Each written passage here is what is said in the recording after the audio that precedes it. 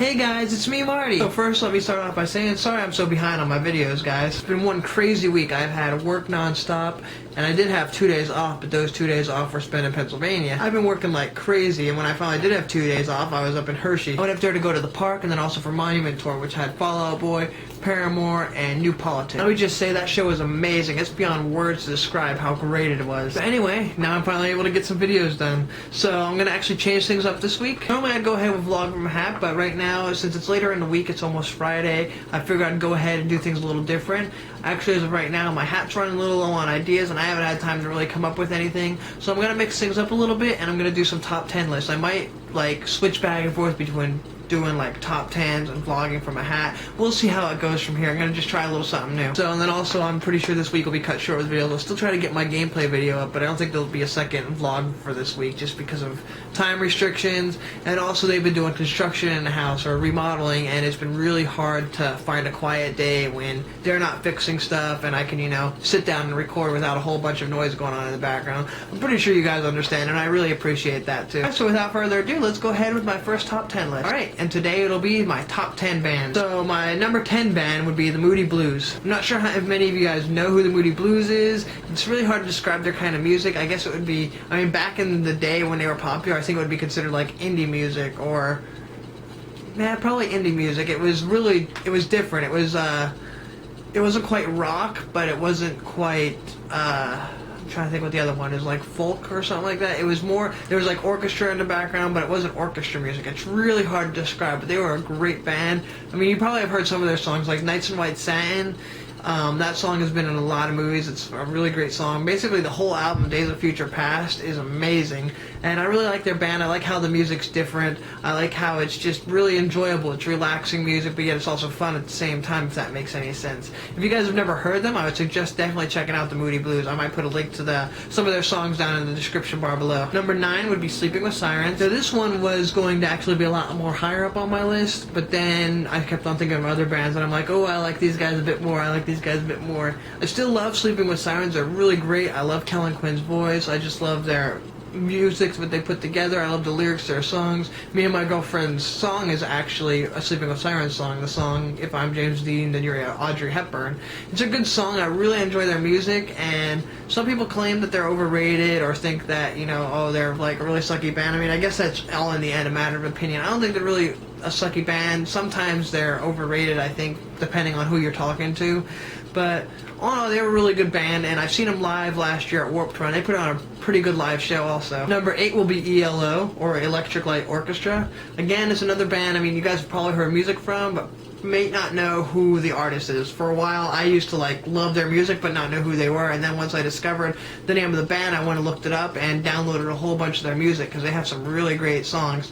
I'm sure a lot of people have heard Telephone Line or Mr. Blue Sky. Mr. Blue Sky, I think almost everybody knows, and that's a great song. I still love how they worked orchestra music into rock and roll, which I thought was great. If I remember correctly, reading a little bit of the history on them, one of the main guys who founded the band knew how to play the cello, and he wanted to somehow incorporate the cello into their rock and roll. That's when they wrote the 10538 Overture, which is a really neat but strange sounding song also. I actually just recently heard it on movie trailer. It's the first time I've ever heard it that wasn't played off the album, because I've never really even heard it on the radio. But it's a great song. Again, I'll probably put a link for some of their music too in the description bar below. Actually, I'm going to do that with all the bands here, just so you guys can go ahead and check it out if you want to. Number 7, the Bee Gees. These guys were the kings of disco. I mean, everybody knows Staying Alive. And I mean, they just have some other great music that just makes you want to get off your feet and just dance, or if you're listening to it, you're going to power walk. I actually have a lot of their songs on Rock Band, and I've been practicing, and I can hit their falsetto pretty closely, which I think is a pretty impressive thing. But I just love their music. I love how it just makes you want to jam and move and groove, and it just is really fun music, I think. So I know a lot of people say that disco is not that great or disco is boring. I was somebody who was a huge fan of disco, and I loved the Bee Gees. I watched Saturday Night Live, or Saturday Night Fever, just because they did the whole soundtrack for it, basically, and I think their music's pretty good. It was always, you know, fun to listen to. If you're ever bored and need something to get you up and move, just put on the Bee Gees and you'll have a blast. Number 6 will be Fall Out Boy. This is a band I actually just recently got into, surprisingly. When I was younger, I heard about them, but first I never really listened to, like, current music. I always listen to oldies, and then also it was because it was a band that everybody was talking about, everybody was making a huge deal about. I just kind of assumed that they were extremely overrated and never even bothered with them. It wasn't until my one friend kept on playing my songs "Know What You Did in the Dark," and I was like, this is really catchy, and I went and I got their discography and I started just listening to it. And I'm like, you know, these guys are great. I don't know why I never listened to them, and I'm really glad I got into them because then I got to go and see them this year, and they put on a great show. And all in all, they have a pretty good band. I love the way that, you know, some of their lyrics are constructed, and I love how sometimes even in their song titles there's like completely random things that have nothing to do with the songs, and I think it just makes it fun. And just from seeing the show and from different things I've seen, they all seem like a bunch of fun, cool guys, and I really appreciate that in a band that they basically don't act like they're superior. They're just, you know, normal people who are doing their own thing, which I think is really cool.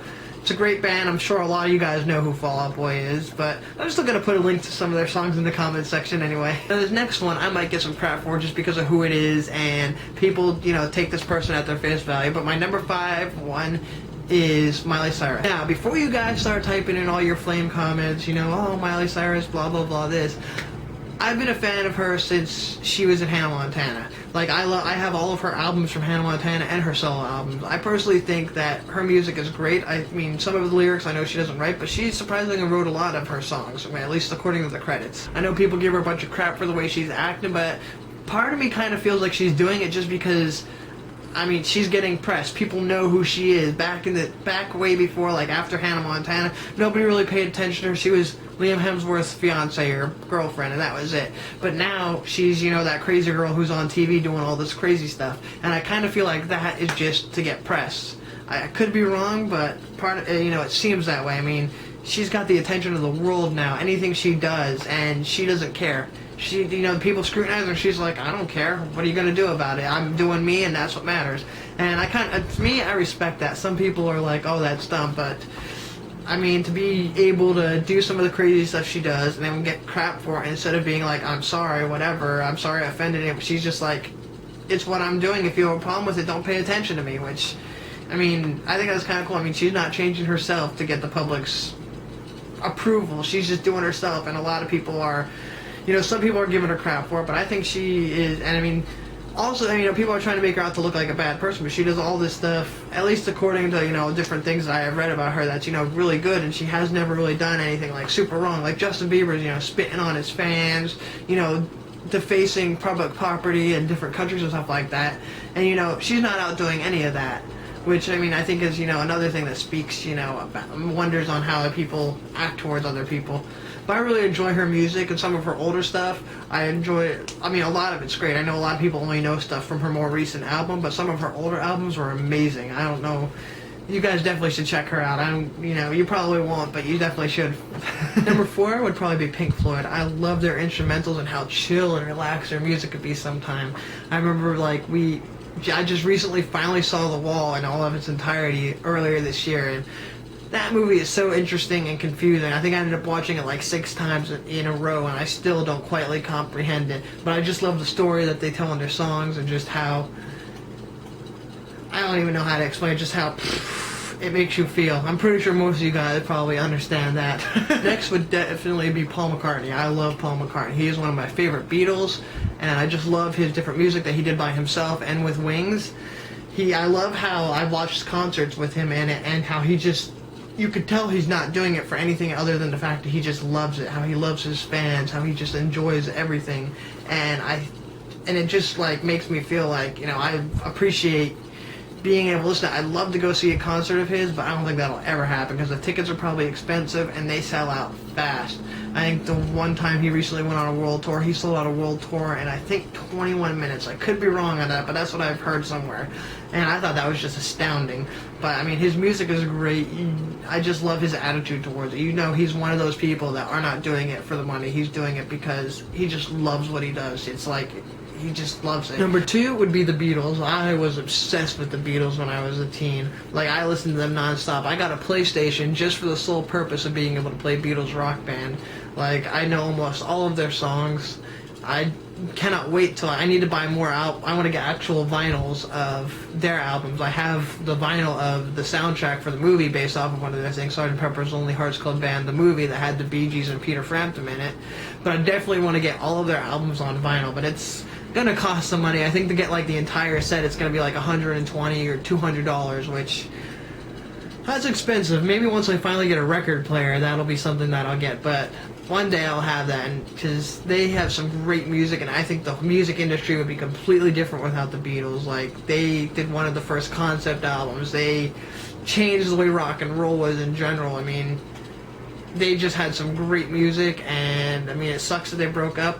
I still blame Yoko Ono. I don't care what anybody else says, it's her fault. And but I still love listening to their music all the time. It's just great music in general. And I know a lot of people nowadays even say that the Beatles are overrated. I don't think they are. I think they changed the face of the music industry, and people who don't like them are just trying to be, you know, different than the world. I think that there's not one person out there who doesn't have at least one Beatles song that they like. And then my number one of all time would have to be Breathe Carolina. It was one of the first recent bands that I ever got into. My one friend got me into it from the song Dressed Up to Undress. And then just from that point on, like, I just really got into it, and that's the thing that got me into music that had some screams in it and into techno-y stuff, and that just completely broadened up my horizons of new music.